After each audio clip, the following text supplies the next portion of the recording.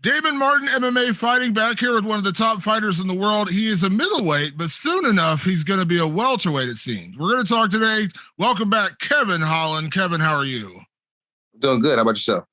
I'm fantastic, man. Thank you so much for taking the time for me, as always. So, of course, I kind of buried the lead there. You announced recently you are going to make the journey down to 170. I know this is a conversation we've had in the past, but kind of give me your thoughts. Like, how did this come about? Like, why now? What was the right timing for now to make the move to welterweight? I just I had that time off. You know what I'm saying? After the 2 losses back to back, and I bought a bunch of weights and stuff like that. I got a badass weight set for the house. Doing a bunch of lifting. Every time I go out of town, I'd book a hotel with the best lifting spots. I'd lift, and I was getting on to the lift lifestyle. I was like, I'd be like John Jones. You know what I mean? Be big. And then, it just didn't work out, you know? So it's like, couldn't never gain the weight. It's like, the more I lifted, the more I eat, the more I shit. Because obviously you've had a lot of success at middleweight. What did you typically walk around at when you were fighting at middleweight? 196, 192. I got a lot of stress going on in life, and you know what I mean? I ain't doing all the proper things. 192, you know, if I'm doing good, I'm lifting, I'm eating right. 196, 198, you know? So I never really get that big. Yeah, and we got to be realistic about this. We know some guys are cutting down from like 210 to make middleweight. I mean, that's a big gap, right? I mean, and that's a big gap. That's why a lot of guys fight at middleweight versus light heavyweight. That's a 20-pound difference, so they cut the weight to fight at middleweight. So you're fighting, pretty big guys at middleweight. Yeah, I mean, and, it never really made a difference. But when you get to the top 10, top 15, those guys, they just know how to use their weight a little better. You know what I mean? They like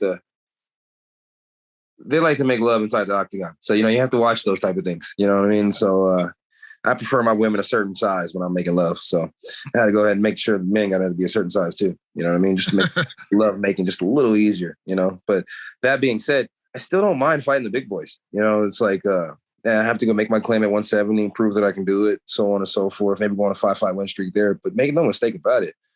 Somebody catches a cramp, in their vaginal muscles right before a fight. I swoop in, and it's like I can still save the day.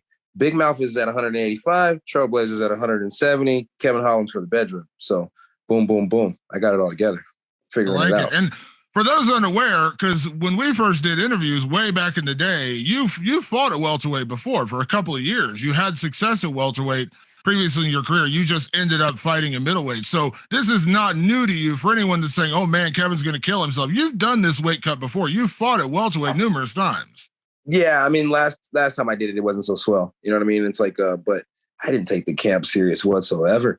You know what I mean? This was my first time ever trying to work on my rap career, trap career. I was out there drinking every night, smoking every night, having a good old time. I was living a party life, it was close to the summertime. And boy, everybody knows me in the summer is a fun summer. So yeah, it's like I wasn't taking the diet serious whatsoever. I was eating peanut butter cookies every night. I'm not saying I don't still eat peanut butter cookies, but you know how the game goes. I'm just a little more disciplined now that I've gotten older. And plus my body, I don't think my body's trying to grow anymore. I think my body's like, hey, this is where you are, kid. Enjoy it. Yeah. Yeah. You're obviously you've been a very tall, middleweight. You match up very well with that. But again, if you can't pack on the extra pounds, you can't pack on the extra strength, you got to give yourself the best possible advantage to win a fight. And you're going to be the bigger, longer, taller guy at welterweight, right? I mean, there are physical advantages for you there that maybe you don't have. As you said, you're not afraid to take on the big boys, but again, you're going to take on guys who are probably going to outweigh you by 20 pounds at middleweight. Yeah, and I think at 170 pounds, we're all about the same weight. It's like I talk to a lot of the 170-pound guys, and they're always like, yeah, I weigh more than you. And I'm like, oh, that's cool. It's like, so, yeah. It's like, yeah, give it a shot. See how it happens. James Vick back in the day always told me I needed to go back to 170 pounds. I never listened to him. I used to tell him he needed to go up from 155 pounds. So we used to always argue back and forth about this, and it's like, oh, here you go, James. You might be fucking right. So let's go figure it out.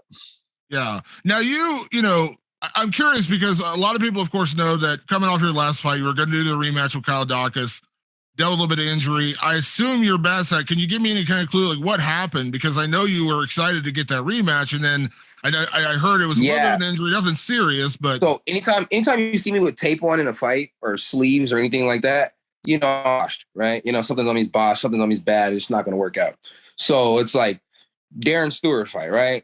Granted, I did really good until I couldn't do good anymore. It's like my knees were boshed going into the fight. You know what I mean? That's why I had the knee sleeves on. If I could wear a shoulder sleeve, sometimes I'd wear a shoulder sleeve. It's like I just got injuries over the years, And so if you looked at me in the Dawkins fight, as soon as we went out there to scrap, I had the ankle sleeve on. I had rolled my ankle right before it was time to cut weight. So in the process of getting ready for the fight again, I re-rolled my ankle once again. So once I re-rolled my ankle for the second time, things just weren't adding up. So when I got it looked at, turns out I still was having concussion syndromes, so on and so forth.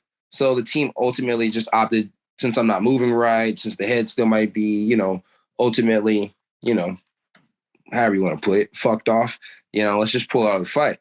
I never like pulling out of the fight. So from my understanding was me and Dawkins were going to run it back February 5th. You know what I'm saying?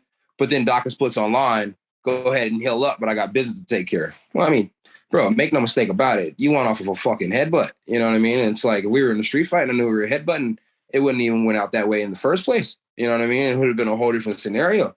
So it's like, yeah, you want to go handle some business? Well, I'm going to go handle business too. You know what I mean? And don't forget, at the end of the day, I got the number that you want. If I'm going down, you can have the fucking number. But at the end of the day, it's like, you should probably wait for the big fish instead of going for a little fish, right?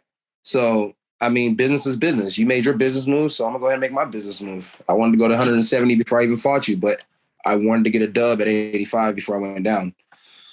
No contest instead of a loss. I mean, fuck it. I'll just go down off that. And it's like, it's not like I won't see Dawkins again. It's not like I can't see these guys at 85 again. And it's like, those guys get hurt. Those guys pull out of fights. I step in. I beat their ass.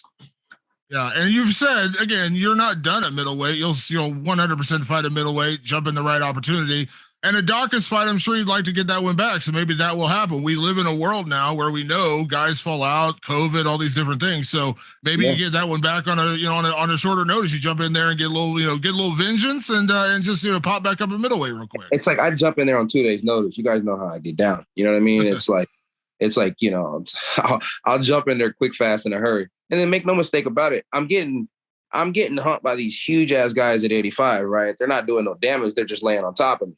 So I go down to 170 pounds. If I can get up from these guys who are pretty good wrestlers at 85, I know for sure what I can do at 170. You know what I mean? I got tired of fighting 170 back in the day, not just because the weight cuts suck, just because at the end of the day, once I crack those guys, they fall. You know what I'm saying? So it's like, it's a pretty good chance. I go smack a few heads at 70. The toughest fight at 70 would probably be a Leon Edwards, Usman, and Chimaev. Other than that, everybody else is dog walk. I'm running this fools over. I don't care if they got an undefeated record or not. I'm going to show them who the big man is at 170. Then once I get done with that, once I get a title, I can go up to 85 and fight the champ. I mean, I'm tired of fighting all these humpers anyways. So, you know what I mean? It's like, that's the only striker left around here that's anywhere close to my weight class.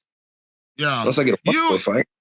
Yeah, because of you've never been a guy to handpick opponents. You've never been a guy to say, I'm going to wait for this guy. You are a guy who is a master of opportunity, let's say. When the opportunity arises, Kevin Holland's going to be there to accept.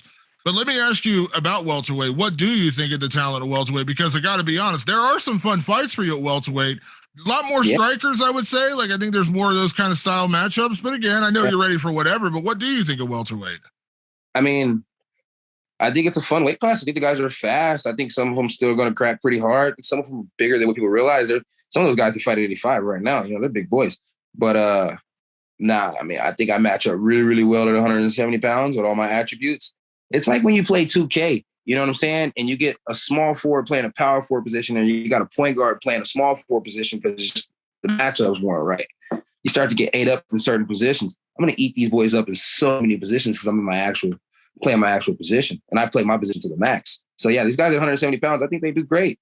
But against me, you know what I mean? It's like, yet to see, but we will see. And if it goes my way, it's gonna be cakewalks down there. Yeah. Let me ask this. You're starting this move now for kind of a two-part question. How is the ankle now, and how soon do you want to fight again? I mean, I was saying beginning of January 1st, but, end of January, beginning of February would be really, really, really, really nice. Anything longer than that, I start to get bored. I start to message Mick every day, like, hey, is there anybody pulling out at 85? But, January, you put me back in there January, I'll be ready to go. I'm back training. This was the first week back, really back at it. We've been doing the physical therapy and everything like that. So, I went out to Vegas and did my physical therapy there since I've been home. I've been staying on top of it. So, yeah, I mean, no later than February, guys. Please, no later than February. Hey, staff, UFC staff, greatest staff on the road. You guys see this video, no later than February, please. You know what I mean? Now, knowing you as I do, and I think enough people know your attitude towards fighting now to know that you're again, as I said earlier, you're not going to be a guy to handpick opponents. Just like when you took Kyle Dawkins, that's not a fight you had to take. He wasn't a ranked guy. He wasn't a well-known name. You still took the fight because that's what Kevin Holland does.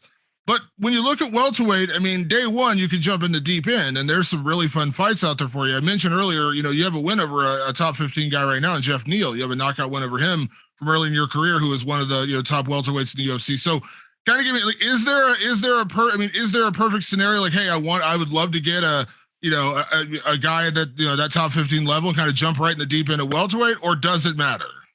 Yeah, I mean, definitely want to jump right in. You know what I mean? It's like definitely want to jump right in. I mean, I'm looking at the guys in the top 15, and I like every single one of them. And it's like D-Rod's a very, very fun fight coming down. Very, very fun fight. I got a lot of respect for the way D-Rod fights. I got a lot of respect for the way D-Rod just gets down on a day-to-day basis. You know what I mean? But it's a fun fight, and a fun fight is a fun fight. The guy that Chimaev just fought, Jingling, you know what I mean? It's like, I'd like to fight him, I think he wanted to go out there and bang for a little bit, and he didn't get that opportunity. I'll give him that opportunity. And it's like Matt Brown didn't get his fight. He needs somebody, but he's not top 15. He's just a legend. You know what I mean? And it's like, who wouldn't want to go against an immortal? You know what I mean? It's like, that would be amazing. Have you ever seen the movie? Fascinating movie. So, you know what I mean? It's like, you name them, you pick them, I'm with it. I don't really care who it is. Anybody who wants it. You know what I mean? I really don't want to fight Geoff Neal, though. I mean, if I'm being 100% honest, I really don't want to fight Geoff Neal. It's like, I like the guy. Him and my grandpa had like a little pack after the fight and stuff. So me personally, I don't want the fight, but everybody else, it is what it is. Another person I wouldn't like to fight, Nico Price. I like Nico Price. Me and Nico Price, we sat in the sauna. Nico Price is a really cool guy. I would not like to fight Nico Price. Those are the kind of people I would like to be buddies with. Other than that, I can't think of anybody off the top of my head. Fair fucking picking. Yeah. And, we know, again, there's going to always be that question. People are always going to bring up wrestling with you, Kevin, because they're going to say, how is the wrestling? How have you been working? I know you traveled to Hendrickson and you worked with the guys at AK. I know you've been working on that. And of course, we know there are wrestlers, at every division, whether you go wherever. Of course, Kamaru Usman, the champ, is a great wrestler. You mentioned Chimaev. I might just great wrestler. 5 pounds. They don't wrestle that much there. You know what I mean? But that being said, let me ask you about the striking realm, because when you match your striking skills up here, I mean, there are some fun strikers. You look at like a Wonder Boy, like down the road, a Wonder Boy fight. That could be a lot of fun. Ponzinibbio's out there. There's a lot of fun striking matchups for you. Mm-hmm. Yeah. I mean, there's a lot of fun striking matchups. I mean, there's fun striking matchups at 85. The one thing that remains is like, when I hit them, you know what I mean? They shoot like their life depends on it. When other people hit them, they say, oh, that's just like a shot at the gym. I can keep playing. They don't play when I hit them. You know what I mean? They don't feel like we're playing anymore. They feel like it's real. All my smiling and my jokes, they're freaking great for the fans. And they're great for everybody watching. But make no mistake about it. The person that's standing across from me, whether I'm smiling, laughing, or giggling, the moment I touch them with that right hand, they realize, like, my life's on the line, bro. I better shoot. So, yeah, all those strikers will shoot. So make no mistake about it. Everybody's a wrestler. Everybody's a wrestler. It's just like when you're in the streets. Everybody's tough when they got a gun. So everybody who can wrestle, those are the tough guys. These other guys who can strike, they're quiet right now. You see how quiet they are? Because they know. You know what I mean? They know. They know what happens when I pop them.